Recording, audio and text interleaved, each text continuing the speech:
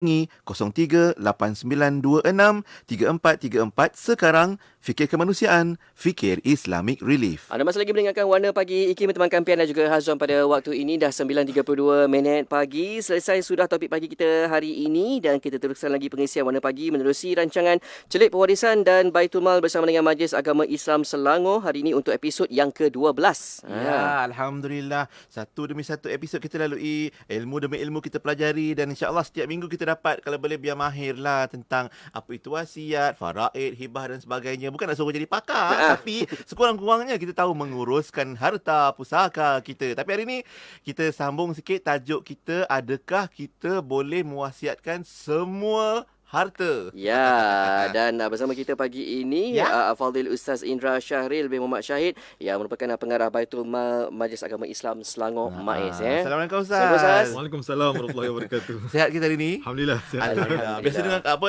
sama kacak dan handsome ni tu macam dekat apa Skype biasa. Skype. Terima kasih Ustaz datang konti hari ni. Dan tajuk kita pun menarik, persoalan tentang bolehkah mewasiatkan semua harta. Tadi kita ceritalah off air, kalau ikut jawapan ringkas je, boleh ke tu macam Ustaz boleh je jawab boleh, macam tu betul kan. Tapi sebab kita nak ilmu, sebab tu kita perlu penjelasan dan pencerahan tentang bolehkah wasiatkan semua harta. Mukadimah kita Ustaz hari ni, Ya, silakan Ustaz. InsyaAllah. Terima kasih kepada DJ Azwan dan juga DJ Pian. Assalamualaikum warahmatullahi wabarakatuh. Sidang pendengar dan penonton yang dirahmati Allah sekalian. Okey, bak kata DJ Sufian tadilah kalau saya jawab secara mudah boleh atau tak boleh, kita habis terus. Terima kasih Ustaz. Macam tu Tadi tak adalah setengah jam yang kita ada pada hari ni kan. Okey. Sebut sedikit lah sebelum saya menjawab dengan lebih mungkin mendalam sedikit. Suka saya nak nyatakan di sini lah kepentingan wasiat itu sendirilah sebagai satu kaedah untuk membuat perancangan harta.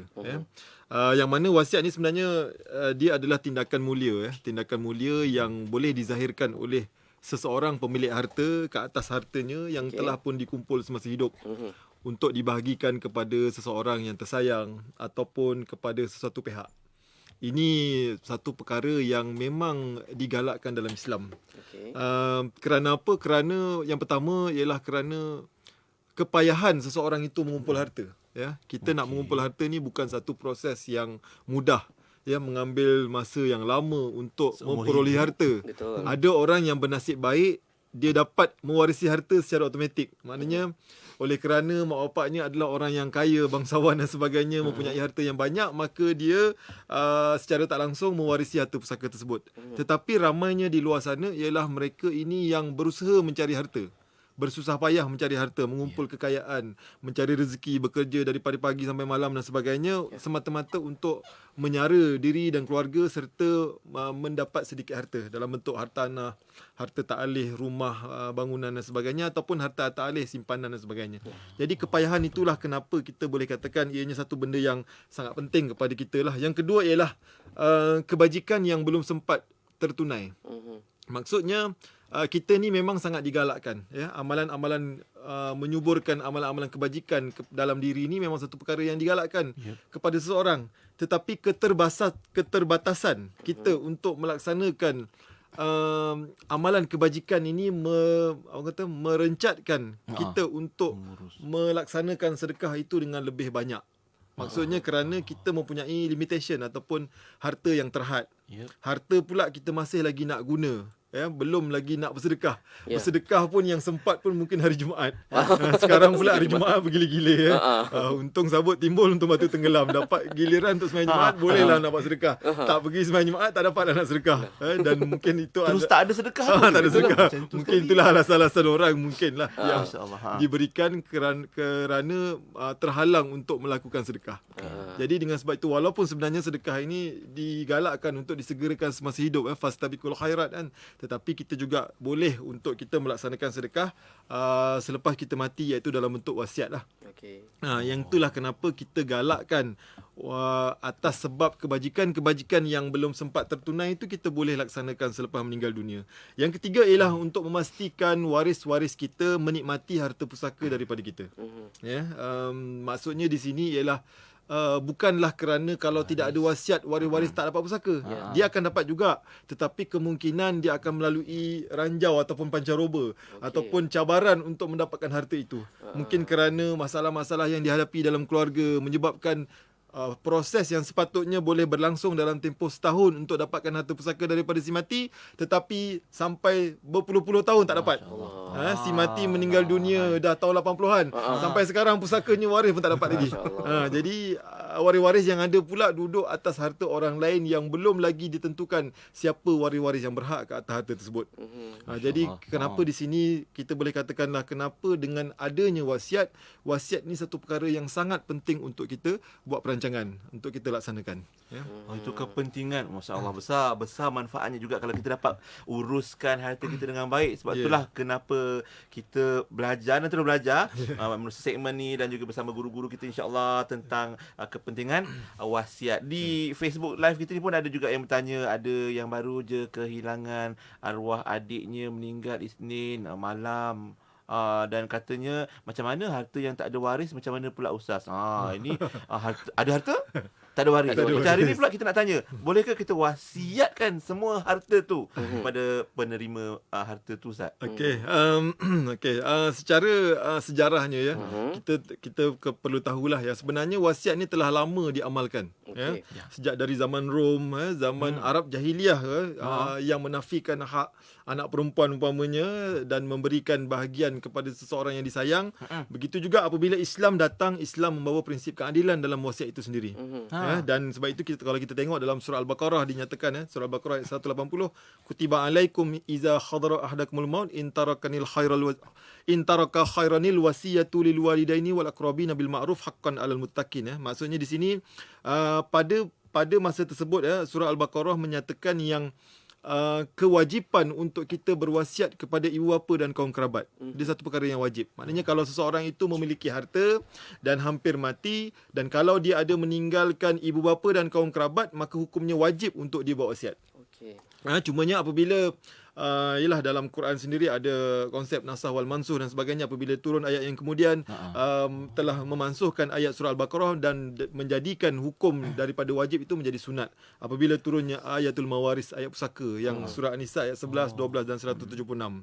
Jadi sebenarnya wasiat ni kita perlu ketahui juga ya, selain dari segi sejarahnya, wasiat ni dia satu penyataan ataupun lafaz seseorang untuk memberikan harta yang mana ijabnya itu dilakukan semasa hidup. Tetapi qabulnya belum berlaku lagi. Kalau kita nikah kan ijab dan qabul kan. Jadi dalam konteks wasiat ni dia ada ijab sahaja dulu. Maksudnya ijab sahaja yang wujud. Ijab ni maksudnya lafaz pewasiat. So lafaz penerimaan wasiat tu belum berlaku lagi. Jadi lafaz penerimaan wasiat hanya berlaku selepas meninggal. Itu qabul. Jadi untuk nak menerima wasiat tersebut ke, nak menolak wasiat tersebut ke, perkara-perkara tersebut berlaku selepas meninggal dunia, bukannya semasa pewasiat masih hidup. Let's say contoh seorang bapa mewasiatkan harta kepada 4 orang anak. Dia kata ayah wasiatkan semua harta ni ayah bagi sama rata semua. Seorang 1/4. Jadi persetujuan anak itu ataupun penerimaan anak itu ke atas wasiat tersebut bukannya semasa pewasiat itu masih hidup. Jadi untuk menerima wasiat tersebut selepas pewasiat mati. Ayah belum bagi lagi pun, ayah baru cakap je dia bagi. Jadi dia belum bagi lagi. Jadi terimaannya itu berlaku lepas mati. Itulah qabul. Jadi dalam konteks tersebut kita kena cek baliklah penerimanya waris. Kita dah kupas sebelum ni kan wasiat kepada waris dan sebagainya.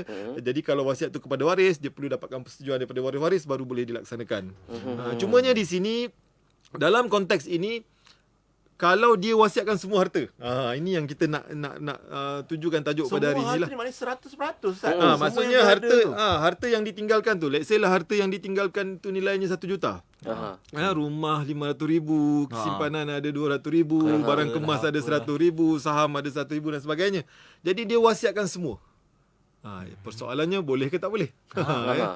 Jadi itu yang kita nak bincangkan pada pagi ni, baru kita nak start dia punya tajuk lah. Macam dia semua tu untuk seorang anak, contohlah kalau macam anak tu seorang anak ke ataupun ke semua anak dia sekali. Kalau macam ini yang sebenarnya tergantung atas pewasiat. Yap. Okey. Tergantung atas wasiat itu sendiri. Cumanya di sini syarak menetapkan kalau kita nak wasiatkan harta, kita tidak boleh wasiatkan semua. Kita hanya boleh wasiatkan 1/3 saja. Kan? Oh. 1/3 saja. 1/3. Kenapa 1/3? Inilah nak membezakan wasiat Islam dengan wasiat bukan Islam. Itu tujuannya. Untuk membezakan wasiat orang Islam dengan wasiat bukan Islam. Kalau wasiat bukan Islam, mereka boleh mewasiatkan semua harta yang dia nak. Dia nak beri kepada sesiapa, nak untuk charity ke dan sebagainya. Tetapi dalam konteks Islam hanya 1/3 saja. Okey. 1/3 sahaja. Kerana apa 1/3? Kerana untuk menjamin juga hak waris-waris yang lain. Okey. Okey. Maksudnya di sini 1/3 itu kita bagi kepada satu pihak ataupun bukan waris. Yang 2/3 itu adalah untuk kita bagi kepada waris-waris. Maknanya Menerusi jaminan faraid lah. menerusi faraid. Uh-uh. Maksudnya di sini untuk kita tidak menafikan hak waris-waris lah. Oh, maknanya daripada 1 juta tadi tu Ya. yang kita tinggalkan tu 1/3 maknanya 330,000, 330,000. Itu yang boleh diperuntukkan untuk diwasiatkan. Ya, 333,333 ringgit 33 sen. Itu. Yang tu tak biasa yang kira kan tak tahulah tu. itu yang kita boleh Dibolehkan wasiatkan. untuk wasiatkan Yang Islam. balance lagi tu yang 666,666 ringgit 66 sen itulah yang boleh dibahagikan kepada waris-waris secara faraid. Okey. Tetapi persoalan di sini, kita tahu ke kadar 1/3 dengan 1 bukan 1/3 tu semasa kita hidup ni. Itulah Ustaz. Kita pun kadang-kadang kita tak tahu nilaian harta kita. Kalau orang itu mempunyai harta yang banyak contohnya, dia tak tahu pun nilaian rumah dia berapa. Rumah aku sekarang ni berapalah nilainya contoh kan. Dia tak buat nilaian pun. Tak sempat kira dah meninggal. Tak sempat kira kan. Jadi dan barang-barang yang ditinggalkan, barang kemas umpamanya ataupun harta-harta lain ditinggal, dia tak sempat kira pun. Jadi perkara-perkara inilah yang nak diukur adalah selepas meninggal nanti.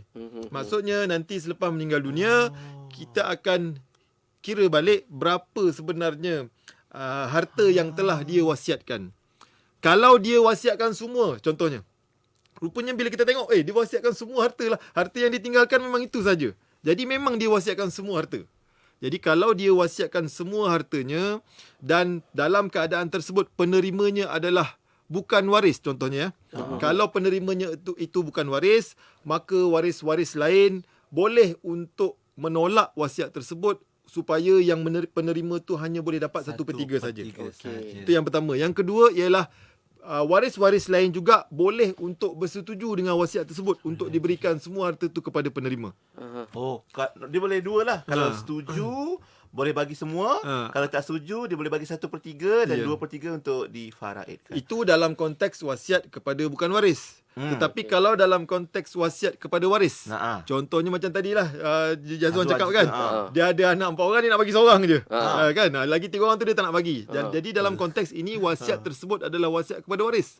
Okey. Jadi bila wasiat kepada waris, dia tidak lihat kepada kadar, sama ada kurang 1/3 ke lebih daripada 1/3 ke. Okey. As long as penerimanya adalah waris-waris, maka dia perlu dapat persetujuan daripada waris-waris Yang lain. yang lain yang tak menerima wasiat tersebut.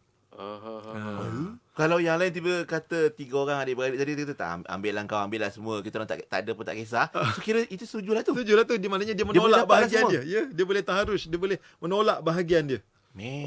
Ada benda-benda yang macam tu, yang benda-benda yang baik ni kadang-kadang kurang dilaporkan, yang banyak dilaporkan ni benda yang buruk-buruk je. Bergaduh, bertumbuk, bunuh dan sebagainya kan. Tetapi benda-benda yang baik ni, penolakan hak oleh sebahagian daripada waris ni kadang-kadang kurang diceritakan di halayak. Memang berwujud benda ni. Kadang-kadang seorang abang adik perempuan dapat seorang ibu bagi kepada anak perempuan, kemudian abang menolak. Memang banyak berlaku. Kalau Dia dia kata kata, tak apalah, abang pun tak dah ada apalah. tanah lain, abang pun dah ada rumah lain, abang pun dah kahwin dengan datin contohnya. Banyak harta umpamanya. Jadi jadi arwah bapa mentua lagi kaya contoh kan. Jadi abang tak tak kisah perlukan dah dia bagi. abang tak perlukan harta daripada arwah mak contoh maka dalam keadaan tersebut dia boleh menolak dan adik tersebut boleh menerima wasiat tersebut. Tetapi kalaulah dia kata saya memerlukan harta juga daripada arwah mak saya ni, nak saya juga. ada hak faraid dia juga, saya ada hak faraid saya dalam harta pusaka arwah mak ni contohnya. Maka kalau semua waris-waris tak setuju, maka wasiat tersebut boleh ditolak dan Jadi akan kembali kepada hukum faraid. Maknanya anda kata contoh yang tadi waris tu dapat macam arwahnya dibagi semua. Tapi adik-beradik yang lain yang 3 orang tadi tu kan ada 4 beradik kan. Ya. 3 orang tu dia kata dia tak setuju. Dia kata awak ambil 1/3 je. Tapi 2/3 tu adalah harta yang akan difaraidkan kepada 4 orang juga lah Ustaz kan? Ya, semua dapat juga. Maknanya anak yang seorang tadi tu dapat lebih tu, dia dapat lebih sikit daripada adik-beradik lain lah. Ya. Itulah limitasi. Adalah dia punya had juga. Okey. Faham tak ni sahabat-sahabat sekalian ni yang tengah dengar? Kita harap semua faham, insyaAllah dapatlah sedikit gambaran macam mana sebenarnya adil dan saksamanya Islam dalam pewarisan harta kita daripada sebelum zaman unta sampailah zaman kereta tetap relevan. Ustaz kan insyaAllah. tetap relevan. Dan kita nak berehat kejap. Sekejap lagi kita akan cerita lebih lanjut tentang apa pula kaedah terbaik kalau kita nak berwasiat, dan mungkin ada kadar-kadar tertentu yang Ustaz mungkin nak jelaskan lebih jelas hari ini. Ya, betul. Dan kita berehat dulu. Kita kembali selepas ini. Terus setia bersama kami hanya di Warna Pagi. IKIM, Inspirasi Euforia Islami. Lama sudah aku bekerja mengumpul harta. Tapi jika aku ditimpa bencana nanti, takkan harta terkumpul ni terbiar begitu saja. Rancang urusan harta anda di Majlis Agama Islam Selangor, MAIS, untuk ketenangan di hari kemudian. Layari laman web MAIS di www.mais.gov.my atau follow Facebook page dan Instagram rasmi MAIS. Hubungi 03 5514 3773 atau 3772 untuk keterangan lanjut. MAIS, pilihan terbaik untuk urus harta anda. Buku Faraid dan Perancangan Pewarisan Harta Beku, Bidang Kuasa dan Cabaran di Malaysia membincangkan perkara-perkara yang berkaitan dengan faraid dan perancangan pewarisan umat Islam. Buku yang mengandungi 6 bab ini disusun mengikut urutan bagi memudahkan para pembaca memahami perkara-perkara yang dibahaskan. Antaranya termasuklah konsep harta dan hukum serta falsafah faraid menurut Islam. Selain itu, kupasan isu harta beku yang berpunca daripada kegagalan dan kelewatan pewaris dalam menyelesaikan urusan pembahagian pusaka selepas kematian pemilik harta turut dibincangkan. Dapatkan buku terbitan IKIM ini di www.ikimniaga.my atau hubungi 03 6204 6389 atau 03 6204 6388 untuk info lanjut. Diskaun hebat menanti anda. Sah, selamat, mudah, patuh syariah, melabur menambah rezeki. Ayo kita, ayo bangkit berani. Asri Ahmad Academy, labur saham.com. Ayo kita, ayo bangkit berani. Asri Ahmad Academy, labur saham.com. Walau di mana saja anda berada, terima kasih kerana masih lagi mendengarkan kami di IKIM Inspirasi Inforia Islami bersama Kampian dan juga Hazwan pada waktu ini, dan kita masih lagi bersama untuk rancangan celik pewarisan dan Baitul Mal bersama dengan Majlis Agama Islam Selangor. Al-Fadhil Ustaz Indra Syahri Muhammad Syahid yang merupakan pengarah Baitul Mal di Majlis Agama Islam Selangor bersama kita untuk pagi ini ya. Alhamdulillah. Jangan lupa juga kalau di Instagram Wasiat Islam, itu Instagram kita, dan juga anda juga pagi ni pun bolehlah share yang tengah tonton Facebook live kita dengan kawan-kawan ataupun saudara mara yang mungkin sekarang sampai sekarang tengah berdrama, Ustaz tak settle lagi tentang pewarisan ni, termasuk bab wasiat. Ada satu soalan kata Cik Sumat, bila dah ada list wasiat, beliau dah ada list kan senarai wasiat tu. Jadi perlu tak kita nak appoint lawyer ke ataupun siapa yang terbaik untuk dilantik untuk menguruskan, untuk pewaris tahu harta yang saya tinggalkan untuk siapa, apa dia dan sebagainya. Mungkin kita nak sambung tentang kaedah tadi lah Ustaz dalam wasiat tu. Okey, sebenarnya kita nak mengajak masyarakat supaya membuat ataupun memahami kaedah terbaik untuk berwasiat. Yang pertama ialah sebaik-baik wasiat ialah melalui secara penulisan. Maksudnya bukanlah secara lisan. Walaupun dari segi syarak, lisan secara isyarat juga dibenarkan, bahkan secara isyarat juga dibenarkan ya, tetapi dalam keadaan sekarang ini ya, dalam konteks semasa kita menggalakkan masyarakat supaya membuat wasiat tu secara bertulis. Ya, bukan secara bercakap sahaja. Nanti mak dah nak mak meninggal dunia, kau ambil lah tanah ni, kau bagilah wakaf untuk buat masjid contohnya kan. Jadi kalau secara lisan ia susah dipegang. Dan susah nak dilaksanakan kerana tak ada dia punya frasa penyataan ataupun statement. Boleh Ustaz? Kalau Voice record, voice record. Boleh ke macam tu Ustaz? Dari segi boleh tak boleh ni sebenarnya apa kaedah semua boleh. Asalkan ianya adalah tujuan untuk buat wasiat. Tetapi dia menjadi kesukaran tukar ranah nanti dari sudut pelaksanaan. Okey. Maksudnya kat sini, kalau dalam bentuk rekod contohnya, dia perlu bawa ke Mahkamah Syariah untuk buat pengesahan. Buat permohonan pengesahan wasiat tersebut. Sama juga dalam bentuk isyarat dengan lisan tadi. Dan begitu juga dalam bentuk tulisan pun sama juga. Walaupun saya kata tadi tulisan tu memanglah terbaik, tetapi kalau dalam keadaan tulisan tu dibuat atas kertas kemudian disimpan je dalam almari, gerobok dan sebagainya, ataupun mana-mana bawah bantal ke, bawah katil ke, itu juga kadang-kadang boleh menyukarkan waris-waris untuk melaksanakan. Okey. Jadi dekat sini kita mencadangkan supaya walaupun secara bertulis, tetapi bertulis itu dengan merujuk kepada pihak-pihak yang berautoriti untuk melaksanakan wasiat ataupun badan-badan yang diberikan kuasa berdasarkan undang-undang untuk menulis wasiat. Ya, umpamanya di MAIS lah, ini kita memang ada bidang kuasa di bawah subsection 5/4 yang mana MAIS boleh menjadi wasi kepada sesuatu wasiat, ya. Ataupun juga boleh juga rujuk kepada peguam-peguam dan sebagainya untuk melaksanakan ataupun membuat wasiat. Itu juga dibenarkan jugalah, ya. Tapi kita sangat menggalakkanlah kalau pelanggan ataupun umat Islam boleh merujuk kepada kami lah untuk menulis satu wasiat supaya kita boleh tahu dari segi apa sebenarnya penyataan kita ke atas wasiat tu. Kadang-kadang maaf cakaplah, kadang-kadang ada juga arahan-arahan yang so-called mungkin merepek kot ataupun tak jelas ataupun mungkin kadang-kadang dia bertentangan dengan syariah. Contohnya dia kata, saya wasiatkan kepada isteri saya supaya jangan kahwin sampai bila-bila lepas saya mati. Jadi kadang-kadang walaupun kita nampak benda ni satu benda yang agak lawak dan sebagainya, tetapi ialah kadang-kadang akal fikiran manusia ni kadang-kadang dia membuat sesuatu yang bertentangan dengan fitrah manusia itu sendiri. Jadi itu tak boleh lah. Jadi Ustaz jadi sebab itu kenapa kita nak guide masyarakat supaya buat wasiat tu dengan cara yang betul, dengan cara yang logik lah, berselari dengan syarak lah. Yang ketiga ialah kita kena berlapang dada dalam membuat wasiat. Ya. Berlapang dada di sini maksudnya kita kena faham kesan dan akibat. Maksudnya implikasi ke atas wasiat yang dibuat.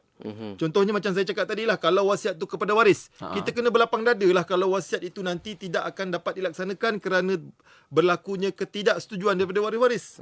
Jadi masalah masyarakat kita kat luar ialah mereka tidak berlapang dada. Mereka nak wajib dapat juga. Saya nak pastikan anak saya ni nanti akan dapat juga wasiat. Siapa-siapa pun tak boleh kontes. Dan pemahaman pula sebahagian masyarakat menganggap kalau wasiat itu kepada waris, maka tak payah buat lah. Tak payahlah buat wasiat kalau macam tu. Sebab dah kata memang tak boleh nak laksana.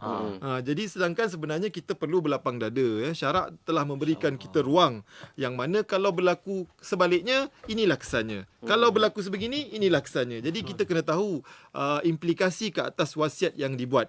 Dan yang keempat ialah kita perlulah berniat baik.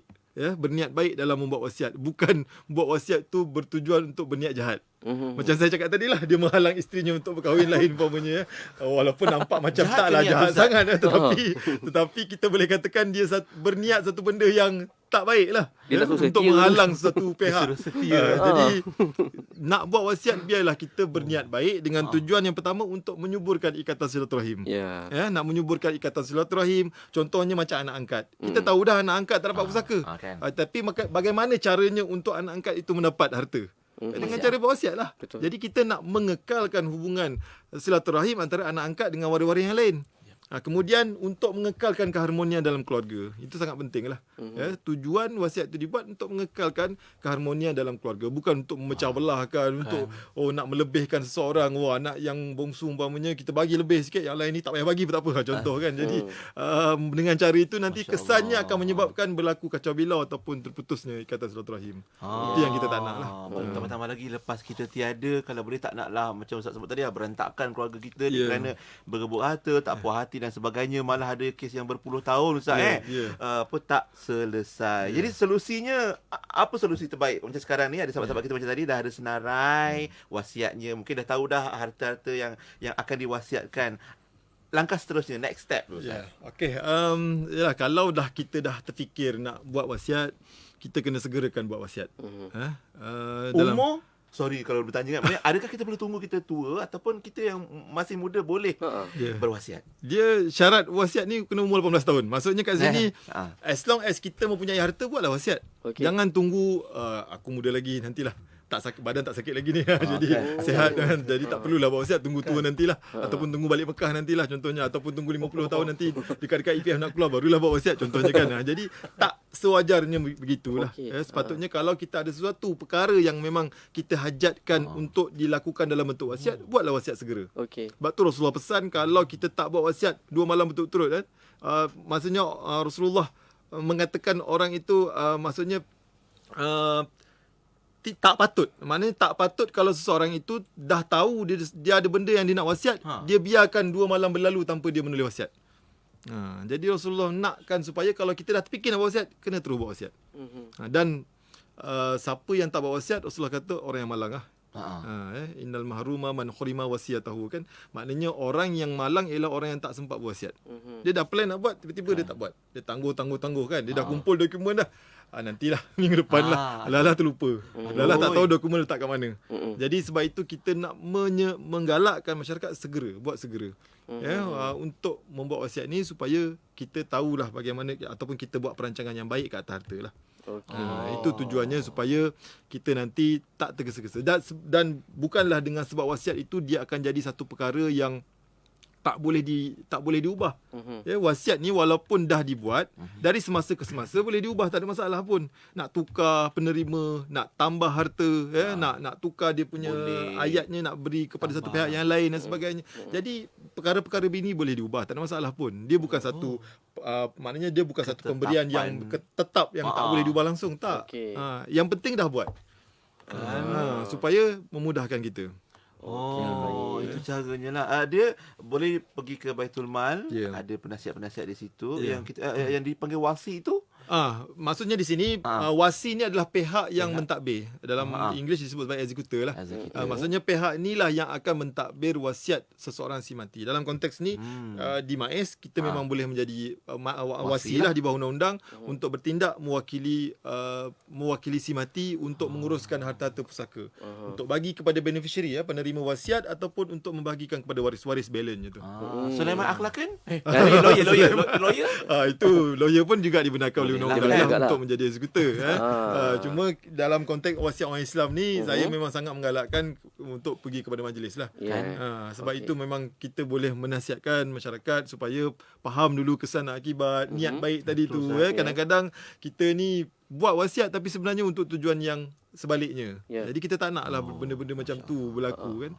Jadi kita nak pastikan supaya harta-harta yang ditinggalkan oleh si mati boleh ditadbir, boleh dibahagikan dan waris-waris menerima dengan hati yang terbuka. Dapat menerima harta secara percuma daripada si mati, itu adalah satu penghargaan yang si mati telah berikan kepada penerima lah. Ada tetapan harta tak Ustaz? Macam jumlah harta tertentu yang boleh diwasiatkan. Maksudnya kalau katakan seorang ni dia mungkin tak berkemampuan tapi dia nak buat wasiat.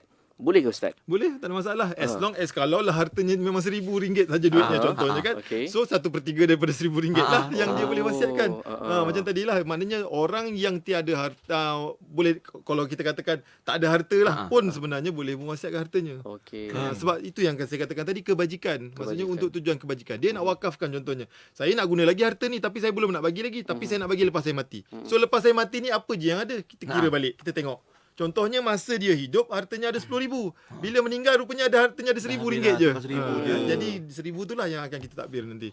Untuk dibahagikan kepada penerima wasiat dan juga mungkin waris-waris. Masya-Allah. Tetap nak membantu kan muslimin muslimat kita yang berharta tadi tu dapat juga mewariskan dan mewasiatkan harta-harta kita sebaik mungkin. Jadi boleh rujuk menerusi Baitul Mal. Kalau di Selangor kita ada Majlis Agama Islam Selangor, Baitul Mal MAIS, untuk membantu sahabat-sahabat sekalian menguruskan harta pusaka, termasuk wasiat. Kalau yang tanya masih ada lagi tanya hibah dengan wasiat beza ke? Beza.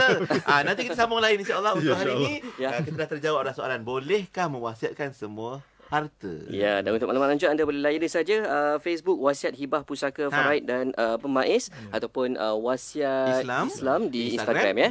InsyaAllah. Untuk hari ini terima kasih banyak-banyak Ustaz. Sama. Pencerahan terbaik. Banyak drama-drama yang dapatlah penyelesaian di hari ini. Termasuk apa tadi, wasiat jangan kahwin lain. Seram tu. Itu kisahnya jumpa lagi Ustaz insya-Allah. Assalamualaikum. Terima kasih. Alhamdulillah, itu dia Al-Fadhil Ustaz Indra Syahril Muhammad Syahid, pengarah Baitul Mal MAIS untuk Celik Pewarisan dan Baitul Mal. Ya, menutup tirai Warna Pagi untuk hari ini. Dan